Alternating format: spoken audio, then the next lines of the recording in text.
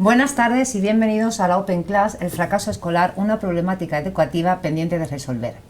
Para la Open Class de esta tarde tenemos como invitada a Carmen Márquez Vázquez, es trabajadora social, doctora en Ciencias Sociales, es profesora de la Universidad Autónoma de Madrid y entre sus líneas de investigación principalmente se encuentra la problemática que vamos a tratar hoy, el fracaso escolar, absentismo y la atención a la diversidad. Buenas tardes, Carmen. Buenas tardes. Y muchísimas gracias por aceptar la invitación por parte de la Universidad Internacional de La Rioja. Muchas gracias a ti, muchas gracias a la universidad por permitirme también compartir este ratito con todos vosotros y vosotras. Bien, lo primero que también quiero daros es la bienvenida. Comentaros que en la dinámica de la Open Class vamos a hacerlo en un formato de entrevista. Al final de la sesión o de la entrevista podréis preguntar aquellas cuestiones que creáis relevantes y deciros que esta sesión o esta Open Class se quedará grabada y que después la podréis ver en diferido en YouTube. Por tanto, si tenéis compañeros, amigos o interesados que ahora mismo no la pueden visualizar en directo, pero que sepan que tienen la posibilidad de hacerlo. Carmen, lo primero de todo, al tratar cualquier fenómeno social, cualquier realidad social, es importante delimitar conceptualmente, ¿no?, qué se entiende, porque hasta que no sepamos qué se entiende no podemos ni estudiarlo ni abordarlo y mucho menos intervenir, ¿no? ¿Cómo definirías el fracaso escolar? ¿O qué es el fracaso escolar? Porque es un concepto bastante amplio, ¿no? Sí, es verdad. Es un concepto bastante amplio y realmente encontraríamos en la literatura muchas referencias y muchas definiciones del propio concepto, ¿no? Fracaso escolar está muy vinculado con esos procesos en los que el alumno o la alumna no participan de forma activa en su aprendizaje, no terminan de realizar el aprendizaje que su ciclo o que su nivel o que su edad corresponde, o incluso aquellos alumnos y alumnas que ya potencialmente o que después, pasado el tiempo, terminan abandonando prematuramente el sistema educativo. Es decir, realmente fracaso escolar, aunque a nivel estadístico se asocia mucho con la tasa de abandono prematuro, que se refiere o que está referida a ese grupo de alumnos y de alumnas que una vez finalizado la educación secundaria obligatoria no continúan el proceso formativo y abandonan en ese justo momento. Realmente el fracaso escolar yo diría que tiene una dimensión mucho más amplia que, como te decía, está relacionada con el aprendizaje y con la participación en su propio proyecto educativo y en su propio desarrollo curricular y desarrollo de la escolarización, ¿no? ¿Cuáles son las causas que provocan el fracaso escolar? Es difícil de contestar esta pregunta, mucho, ¿no? Porque es muy difícil generalizar, ¿no?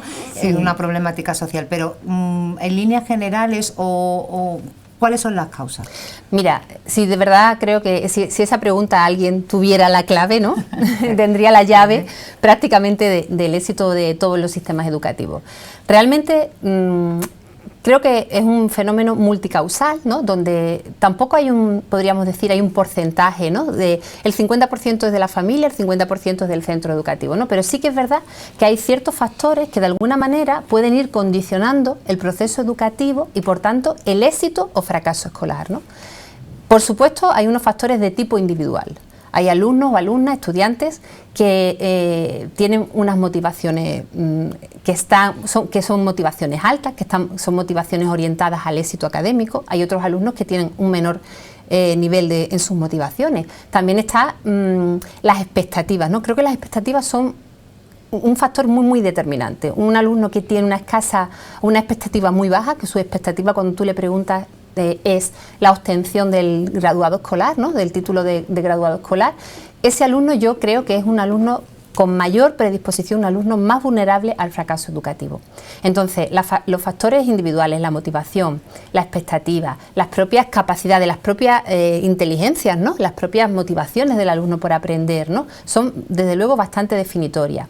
Por otra parte está la familia. La familia es el gran cajón desastre muchas veces de las causas atribuidas al fracaso escolar, ¿no? Siempre se habla del nivel socioeducativo, del origen de la familia, siempre se habla de pues eso, ¿no?, de la titulación de alguno de los padres, del nivel educativo de uno de los padres o del padre o de la madre, ¿no? Para mí la familia tiene un peso importante en la construcción de este proceso de fracaso escolar, pero está más relacionada con la implicación. con la implicación en el proceso educativo de su hijo o de su hija, con el acompañamiento en el proceso educativo de su hijo o de su hija, que muchas veces el acompañamiento no es un acompañamiento de realizar la tarea ni de estudiar con el alumno o con la alumna, ¿no? Es más bien una implicación pues de participación en actividades que se realizan en el centro, de relativa frecuencia en las tutorías con el profesor o la profesora de su hijo, de estar pendiente, ¿no? De cómo te fue el examen, traes deberes, qué tal te ha ido en el cole, ¿no? Esa implicación, yo diría que ese acompañamiento al chico o a la chica es muy importante a nivel familiar. Y después hay otro gran, diríamos, ¿no? Otro gran grupo de factores que están relacionados con la organización del centro y que esos son centrales para mí también, ¿no? Para mí más centrales que la propia motivación y más centrales incluso muchas veces que la propia familia, ¿no? El centro como estructura tiene unos mecanismos de organización y después también hay unos mecanismos propios en las aulas, ¿no? Eso es muy importante porque cómo se organiza el centro significa cómo agrupa a su alumnado, ¿no? Hay un agrupamiento aleatorio, alfabético, o agrupa por rendimiento. Ya la literatura ha dejado constancia de que el agrupamiento por rendimiento educativo termina segregando al alumno y por supuesto termina haciendo que un grupo, los que tienen menos rendimiento educativo, sean excesivamente vulnerables al fracaso, pero se sigue haciendo. Hay centros que siguen agrupando a su alumnado por rendimiento académico, ¿no? Entonces, la asignación de tutores, ¿no? Como por ejemplo el centro educativo asigna un tutor a un grupo, ¿no? Hay grupos que tienen mayores dificultades, se saben, porque el centro educativo, su equipo docente conoce a sus estudiantes. Entonces, ¿por qué un centro educativo asigna al profesorado con menor experiencia al grupo más difícil de trabajar, o por qué lo hace con el de mayor experiencia? También es un criterio propio que determina mucho también cuál va a ser la escolaridad o la escolarización, el proceso de escolarización de los chicos y de las chicas que están en ese grupo, ¿no? La propia atención a la diversidad que se realiza desde el centro educativo. Hay centros educativos que tienen muy claro que todo el grupo se tiene que educar junto, ¿no? Que la escolarización de los grupos debe ser, o la configuración de los grupos debe ser lo más heterogénea posible. Niños con diferentes capacidades, niños con diferentes motivaciones, con diferentes gustos, incluso a veces pues niños con discapacidades que están en el aula, con profesores de apoyo. En otros casos hay centros educativos que entienden dentro de su organización y de su estructura que cuando un niño o una niña necesita apoyo educativo debe salir del aula de referencia y debe hacer una educación, diríamos, paralela fuera del aula ordinaria, ¿no? Entonces todos esos componentes son bastante significativos a la hora de construir un proceso que sería el de fracaso escolar. Sí me gustaría añadir antes de esto que el proceso de fracaso escolar no es un proceso, o que el fracaso escolar no aparece en la vida de un niño de un día a otro. De pronto un niño o una niña no ha fracasado hoy, ¿no? Sino que es un proceso de desenganche y desmotivación que normalmente se origina en la primaria, en la educación primaria, aunque realmente se evidencia en la educación secundaria. Por el propio desarrollo de esa etapa de la educación primaria, normalmente los niños van progresando de curso en curso, ¿no? Y normalmente no hay repetición durante la etapa de educación primaria, y es en la secundaria cuando de pronto todos los procesos estos de desenganche, de desvinculación, de desmotivación, de retraso académico que se han ido gestando en la primaria explotan, ¿no? Carmen, a colación de como acabas de terminar, cuando has comentado lo de que una de las primeras causas que tú considerabas era el tema de las expectativas, y relacionándolo con lo último que has dicho, con una etapa problemática de los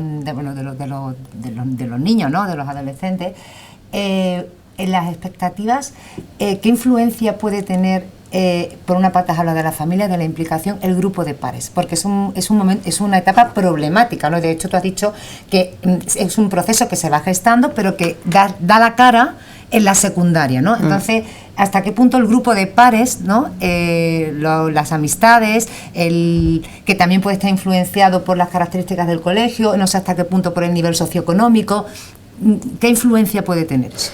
Mira, realmente, a ver, en la construcción de la expectativa, tanto el grupo de pares como el entorno social, como cualquier persona con la que interactuemos en nuestras propias expectativas, desde luego tienen una influencia clave, ¿no? ¿Qué pasa cuando hablamos en términos de fracaso escolar o de desvinculación educativa, ¿no? con las expectativas de los chicos y de las chicas, ¿no? El chico o la chica puede tener la expectativa que tenga. Su grupo de pares puede reforzar esa expectativa o puede incluso, de alguna manera, ir diluyendo esa expectativa, ¿no? Porque yo en la tesis doctoral, por ejemplo, tuve la oportunidad de trabajar mucho analizando las relaciones que se daban en grupos entre los chavales que constituían una misma clase y las relaciones en función de su rendimiento académico, es decir, cómo se relacionaban los que tenían mejor rendimiento académico, cómo se relacionaban los que tenían peor y cómo se relacionaban entre ellos, ¿no? ¿Había algún tipo de relación entre el niño que siempre suspendía y el que siempre aprobaba, ¿no? Entonces, evidentemente, las relaciones son cruciales. De hecho, muchas veces el motivo por el que el niño que ya se empieza a desvincular del centro educativo sigue yendo al centro educativo no es porque esté especialmente motivado por aprender, es porque allí se encuentra con sus iguales. Y las relaciones, de alguna manera, son el colchón que amortigua, claro, ese abandono que si no se daría, porque el niño no quiere estar en el centro, ¿no? Y solo va al centro a ver a sus iguales. Pero mira, más importante que los iguales, y no quiero dejar pasar la ocasión de reflexionar sobre esto, son las expectativas de los propios profesores, ¿no? Yo tengo muchos casos reales. Estos días hago trabajo de campo en una investigación que estamos llevando a cabo y voy por los centros y entrevisto a orientadores, a profesores, a alumnos, ¿no? Y es significativa, ¿no? Esta mañana me contaba, quiero contar este hecho real, ¿no? Me contaba una orientadora, me decía, hay un niño que quiere hacer matemáticas académicas, ¿no? Y su profesor le dice, no, tú no vas a hacer matemáticas académicas porque realmente estamos valorando que a ti lo que se te daría mejor serían las matemáticas aplicadas. Y él, no, pero es que yo quiero hacer después física, entonces quiero matemáticas académicas, ¿no? Bueno, y contábamos al final, el desarrollo de toda esa situación es que al final el chico o la chica termina optando por matemáticas académicas, porque de alguna manera se ve influenciado por sus profesores, por sus iguales, incluso también muchas veces por la familia, ¿eh? Con esto no quiero marcar de alguna manera la actuación docente, ¿no? Sino también son los padres muchas veces los que terminan rebajando el nivel de expectativa. Pero lo que sí es cierto es que la expectativa, lo que el alumno espera que puede conseguir, ese sueño que tengo por llegar hasta aquella meta, es muy determinante para ese proceso de vinculación, ¿no? Carmen, ¿quiénes fracasan en la escuela? ¿Qué perfil de estudiante? ¿Hay determinados colectivos más propensos? ¿Estamos cambiando el perfil? ¿Quién fracasa? La propia escuela, diría yo. Fracasa la propia escuela. ¿Y en perfiles? Sí, en perfiles. Sí, entendí la pregunta. Bueno, también sin querer tampoco decir que hay un perfil generalizado, no hay un perfil que... Pero sí que es verdad que también es como siempre, ¿no? Cuando se hacen sobre todo estudios a nivel sociodemográfico, ya se aprecian algunas características, ¿no? Normalmente el perfil de grupo vulnerable es un perfil que tiene una connotación de género. Normalmente hay más chicos que fracasan que chicas. Normalmente también hay una característica muchas veces de origen o de procedencia, ¿no? De origen étnico o de procedencia, ¿no? Alumnos inmigrantes frente a alumnos tienen peor rendimiento académico que los alumnos de origen autóctono, ¿no? En este caso de origen español. Alumnado de etnia gitana, por ejemplo, el origen étnico, tienen muchísimo peor rendimiento académico que el alumnado que no es de etnia gitana. Y muchas veces también la discapacidad. La discapacidad también termina siendo un niño con discapacidad y con apoyo puede realizar una escolarización perfecta y normalizada, ¿no? Y ordinaria como cualquier otro niño, pero los apoyos no siempre están. Y cuando falta el apoyo, desde luego, la persona con discapacidad o el estudiante con discapacidad está en una situación de vulnerabilidad, ¿no? Entonces, ¿qué otras problemáticas educativas podemos ver asociadas al fracaso escolar? Pues mira, para mí es una muy importante problemática. Yo siempre digo que la escuela construye el mundo, ¿no? O que creo que lo que se gesta en la escuela realmente es lo que después desarrollamos cuando somos adultos, como personas, como ciudadanas o ciudadanos de esta sociedad, ¿no?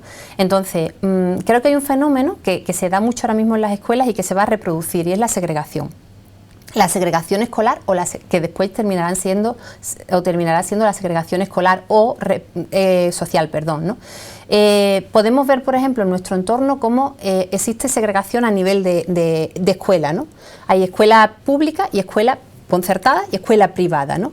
Entonces hay segregación porque determinados perfiles de estudiantes solo van a la escuela pública y determinados perfiles de estudiantes solo van a la escuela privada, con lo cual la educación no es igual para todos. El acceso a la educación ya ahí se diferencia, ¿no? Porque todos no tienen acceso al mismo tipo de escuela ni al mismo tipo de educación. Con esto no digo que la educación privada sea mejor que la pública, pero lo que digo es que se segrega, se separa, ¿no? Hay una segregación muchas veces en los propios centros, por lo que decíamos antes, por la agrupación, ¿no? Por la agrupación por rendimiento académico o por los propios itinerarios formativos. Ahora mismo en secundaria, cuando un niño termina primero de ESO, a partir de ahí puede diversificarse su itinerario escolar y entonces hay niños que van a programas de compensatoria, hay niños que van al aula ordinaria y hay niños que van, por ejemplo, al programa de mejora del aprendizaje, a PEMAR, ¿no? Cuando tú vas al centro educativo, los niños se significan entre ellos, se señalan entre ellos y se perciben también, ¿no? Y saben que tú eres del aula ordinaria o saben que tú eres del aula de refuerzo educativo. Si eres del aula de refuerzo educativo, eso significa algo en el centro educativo para los chicos, para la propia comunidad escolar, ¿no? Entonces, el currículum, cuando se diversifica en ese momento, también clasifica los diferentes tipos de escolarización, ¿no?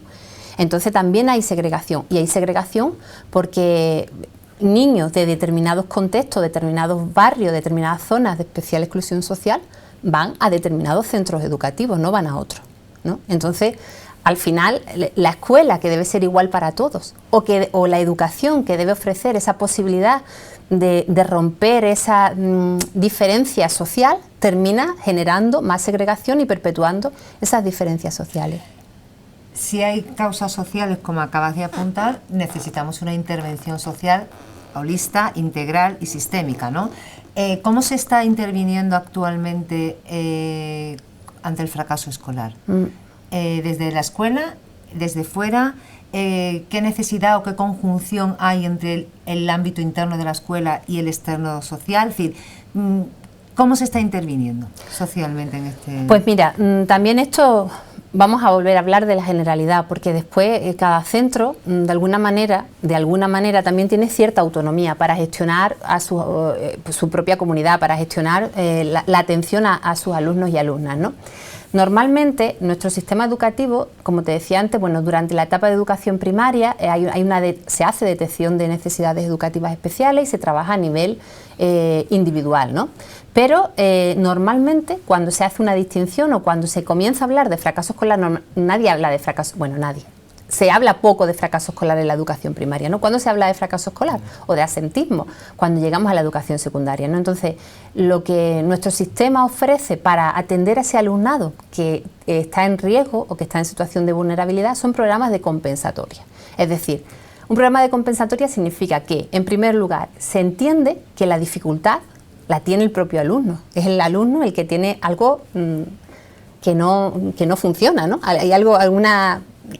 Hay algún elemento que no está funcionando en el propio alumno y entonces está distorsionando su escolarización, claro, de aprendizaje y normalizado. Entonces, como es el propio alumno el que tiene la dificultad, hay una medida de compensatoria que va a atender o que va a intentar apaciguar o amortiguar esa dificultad, ¿no? El déficit que genere esa dificultad.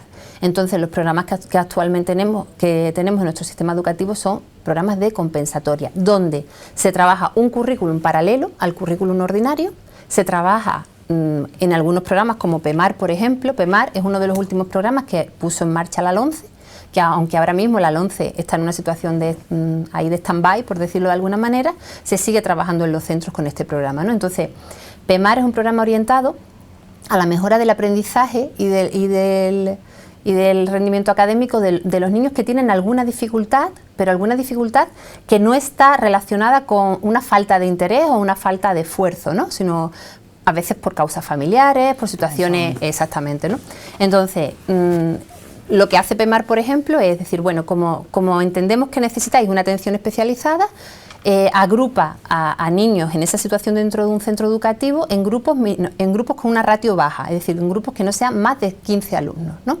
Estos alumnos pasan a tener un currículum, aunque dice la normativa que no debe modificarse en objetivos y en contenidos, realmente lo que los alumnos, por ejemplo, de segundo de ordinaria tienen 7 asignaturas, los chicos de segundo de PEMAR van a tener 2 ámbitos educativos o 3 ámbitos educativos. Entonces, algunas asignaturas se reformulan o se reorganizan dentro de un ámbito educativo y pasan de tener 6 o 7 profesores a tener 2 profesores de referencia. Entonces cambia totalmente la metodología, porque es una metodología con grupos pequeños, con 2 profesores de referencia y no 6, y con un trabajo por ámbitos. ¿Qué ocurre? Que los chicos pueden cursar segundo y tercero, pero cuando llegan a cuarto tienen que salir de ese programa de compensatoria y volver al aula ordinaria. Y vuelven al aula ordinaria de cuarto de eso, con las exigencias, la metodología, los objetivos de cuarto de eso. Entonces, por ejemplo, eso, bueno, estamos ahora mismo casi evaluando cuáles son los primeros resultados de este programa, ¿no? Pero la práctica nos dice que esos alumnos, decía el otro día una orientadora, me parecía muy significativo, ¿no? Decía, es que los alumnos cuando llegan a cuarto, cuando vienen de PEMAR, de un programa de compensatoria, llegan a cuarto, se encuentran con una pared inmensa delante de ellos y sin pértiga siquiera para saltar esa pared, ¿no? Entonces, los programas de compensatoria diferencian mucho al alumnado, ¿no? Y, como digo, crean un currículum paralelo. ¿Cuándo entra en escena servicios sociales? Es decir, un alumno se detecta en el colegio que está fallando o que no está rindiendo lo normal, y se detecta a lo mejor que hay una problemática familiar detrás, ¿no? El colegio en su intervención puede poner en marcha ese programa, pero ¿entra en escena los servicios sociales o los trabajadores sociales? No. ¿Deberían de entrar? A ver, tendríamos que ir a por ese camino, es decir, ¿qué es lo que se está fallando en ese sentido y hacia dónde tenemos que ir?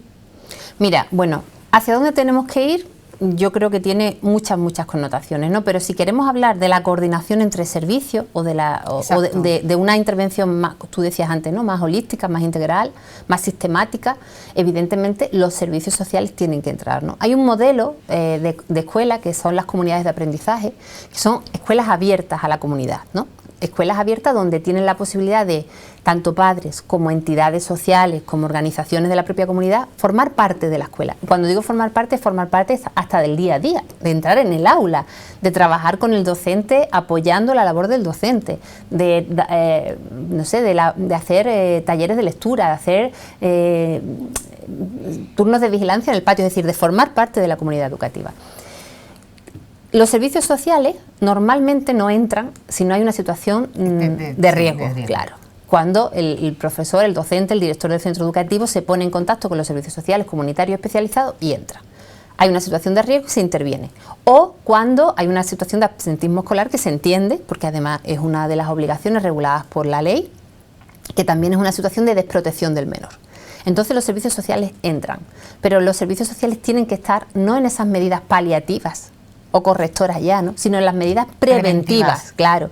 Entonces, ¿cuándo tienen que estar los servicios sociales? Siempre, siempre. La escuela es un problema comunitario, es como todo lo que acontece en la escuela es que repercute en todos los servicios, ¿no? Y debe ser preocupación de todos los sistemas, del sistema de sanidad, del sistema sanitario, del sistema de servicios sociales, de las entidades sin ánimo de lucro que trabajan con fines educativos, con fines sociales, de las propias familias, ¿no? Entonces, ¿cómo podríamos articular eso? Bueno, cada contexto requerirá sus propias particularidades, ¿no? Pero desde luego yo creo que la escuela tiene que abrirse al resto de entidades sociales y al resto de tejido social, y también la comunidad tiene que hacer, los servicios sociales, lo propio para entrar en la escuela. La escuela no puede permanecer siendo un gueto solamente de los maestros y maestras, orientadores, directores que están en los centros educativos, sino que tiene que abrirse a la comunidad, y la comunidad tiene un papel muy importante que desarrollar, y los propios padres tienen un papel muy importante que desarrollar, ¿no? A veces hay como un diálogo, ¿no?, de uno contra otro, el padre o la madre que dice, no, es que el centro tiene la responsabilidad de todo lo que le ocurre a mi hijo, el centro que dice, no, es que su padre o su madre no están pendientes, no se involucran. Claro, no es un problema de a ver dónde está la causa, a ver quién le pone el cascabel a este gato, ¿no?, sino es un problema de que falta coordinación, ¿no? Y los servicios sociales, y yo siempre he dicho, ¿no?, los educadores sociales sí están presentes en los centros educativos, pero es que los trabajadores sociales también deben estar presentes en los centros educativos, porque también hay toda una parte de intervención familiar Y además que deben desarrollar trabajadores sociales. Y yo siempre digo que ¿quién conoce mejor los recursos comunitarios que los trabajadores sociales? No hay otro perfil profesional que conozca mejor sus recursos, ¿no?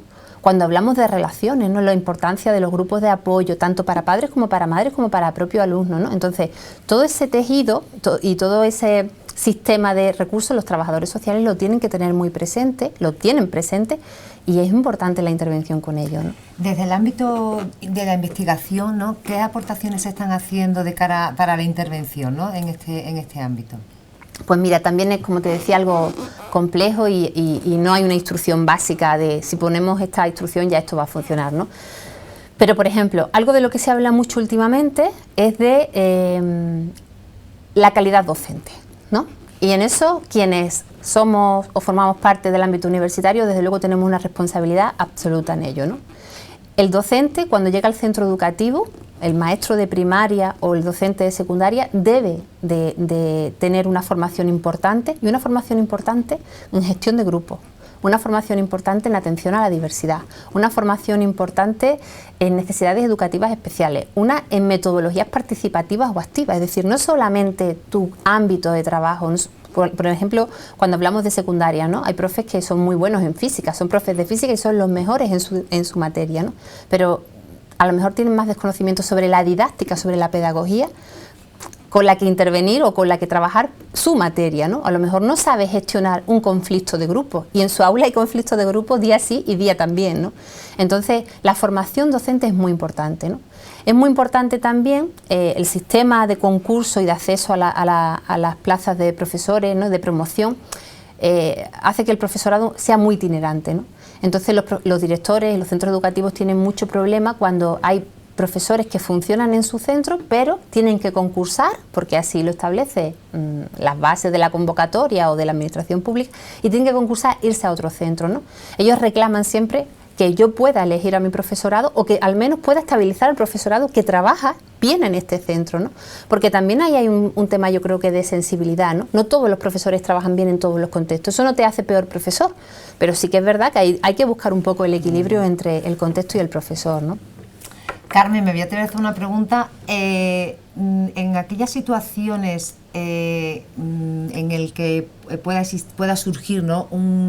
Una diferencia de opinión, ¿no? O un conflicto, por llamarlo, entre lo que es el centro educativo y la familia, ¿se ha previsto o existe la figura de quién media ahí para esos casos más extremos, o que a lo mejor que el perjudicado es el menor, ¿no? Para que no está de acuerdo el centro educativo con los padres? ¿Esa figura se contempla? ¿Esa figura No hay una figura creada. Exacto, ahí me pregunto, ¿no? No, bueno, al menos, sí, por lo menos de manera general, ¿no? Explícita. Claro, igual algún centro puede tener un servicio, una persona, un mediador, una mediadora. Exacto, que va a trabajar en eso, ¿no? Normalmente quienes gestionan las relaciones, por decirlo de alguna manera, entre familia y centro educativo son los equipos de orientación educativa. El orientador o el jefe del equipo de orientador son las personas un poco enlaces, ¿no? Vale. Que trabajan, tienen un perfil muy específico, eso es bueno, ¿no? Porque tienen ese perfil de profesional de la orientación, ¿no? Tanto de la orientación vocacional para el chico o la chica, como de la gestión con la propia familia, ¿no? Entonces, ahí los orientadores sí que tienen un peso muy significativo. Creo que la mayor parte de las veces, cuando hay conflicto entre las familias, ¿no? Cuando yo le pregunto algunas veces a los orientadores, ¿no? ¿Qué pasa si tú propones una medida de atención a la diversidad y la familia te dice, no, yo no quiero que mi hijo vaya a ese programa, ¿no? Por la razón que sea? Normalmente el centro educativo asume la decisión de la familia, con mayor o menor ganas, ¿no? Pero normalmente asume la decisión de la propia familia. Vale, Carmen, si te parece, es que hay muchísimas intervenciones, bueno, y no sé si nos va a dar tiempo a dar respuestas a todo, pero bueno, por lo menos alguna de ellas sí, ¿vale? Vale. Nos pregunta Aquiles Marcel, así como se habla del grupo de pares como colchón de interés para asistir a la escuela, hemos visto que el consumo de drogas como elemento unificante del grupo es también uno de los elementos que influyen en todo esto. Claro, bueno, el consumo de droga influye absolutamente. No, a ver, cuando hablamos de influencia, en todos los casos, claro, no quiero decir que. Claro, no, a ver, sí, no digo en el fracaso, digo que la influencia de pares, hablamos de una influencia. Antes he puesto un ejemplo de una influencia en positivo, ¿no? Sí. de alguna manera. Sí, el grupo de pares ayuda a eso, exactamente, ¿no? O ayuda a mantener al niño o a la niña vinculada con el centro, pero evidentemente también existe, y ya sabemos, todo el tema del acoso ahora mismo escolar también está de alguna manera relacionado con esto, ¿no? Con la influencia del grupo en una persona, ¿no? O con la presión que se pueda ejercer, ¿no? Gerardo León dice, desde mi punto de vista, más que identidad, se busca aceptación del grupo y en etapas escolares. Bueno, es que Gerardo está haciendo un comentario en relación al compañero, ¿no? Sí, pero eso que dice Gerardo es exactamente así, es decir, el niño o la niña tiene necesidad de ser aceptado por su grupo. De ahí la importancia, eso sí lo quiero también destacar, la importancia de no hacer o de no tener en nuestro sistema educativo, por lo menos mientras el niño estudia la etapa de escolarización obligatoria, de no tener itinerarios formativos diferenciados, porque el niño o la niña necesita pertenecer a su grupo mayoritario, necesita tener ese grupo de referencia. Al final, excluirlo del grupo, ¿no? Cuando un niño sale al aula de compensatoria, cuando un niño llega el profe de matemáticas en un aula, imagínate un aula de 28 alumnos, ¿no? Que es una ratio así como media, y llega el profesor de matemáticas y dice, venga, fulanito y fulanita, sabéis que os tenéis que ir. Esos niños se van porque van a una aula de compensatoria, que claro que en teoría, tienen una necesidad específica, necesitarán una atención específica, ¿no? Imagínate, yo siempre pienso, ¿no? ¿Qué siente ese chico o esa chica, ¿no? ¿Y qué sienten los demás chicos y las chicas que le están mirando, ¿no? Por eso nosotros incluso hasta la forma de comunicarle al alumno, ¿no? El paso a esa clase, ¿no? A esa clase, pues obviamente... Bueno, y aunque no se lo comunique el profesor, aunque el chico recoja sus libros, recoja sus lápices, sabe que se tiene que ir, sabe que se tiene que ir de su aula ordinaria. Entonces ya sabe que es diferente. Mira, de hecho, fíjate... creo que lo que más oigo a orientadores, a profesores, cuando hablamos de este perfil, siempre ellos me dicen, es un perfil de alumno con una escasa autoestima, nula autoestima, no creen en ellos, tienen muy pocas expectativas sobre ellos, y cuando yo les pregunto, ¿y por qué pasa eso? Siempre me dicen, Carmen, porque es muy significativo para un niño o una niña que desde primaria está oyendo ya, oye, es que no sabes hacer esto, es que esto no te sale, es que aquí ver otra vez has vuelto a suspender. Dice, bueno, termina, lógicamente, ¿no? Destruyendo la autoestima de cualquier niño o niña. Me gustaría que te lanzaras alguna propuesta en el plano preventivo y también de cara a la implicación de las familias. Porque es clave, la familia es clave, Carmen. Sí, es verdad, sí, claro, es que es un agente colaborador, claro. Mira, yo, con respecto a niveles generales, ¿no? Y habría que desarrollar mucho esta idea, pero hay una idea que a mí me gusta mucho, que es la de celebrar la diversidad, ¿no? ¿Y eso qué significa? Significa, primero, asumir que en el cole, en las escuelas, en los institutos, los chicos y las chicas son diferentes, pero que no son por eso desiguales, ¿vale? Tienen que tener las mismas oportunidades, independientemente de su capacidad, de su origen étnico, de su raza, de su género, de lo que queramos poner. Entonces, celebrar la diversidad significa todos somos iguales y el sistema educativo tiene que garantizar que la escolarización en igualdad de oportunidades sea efectiva para todos los niños y niñas.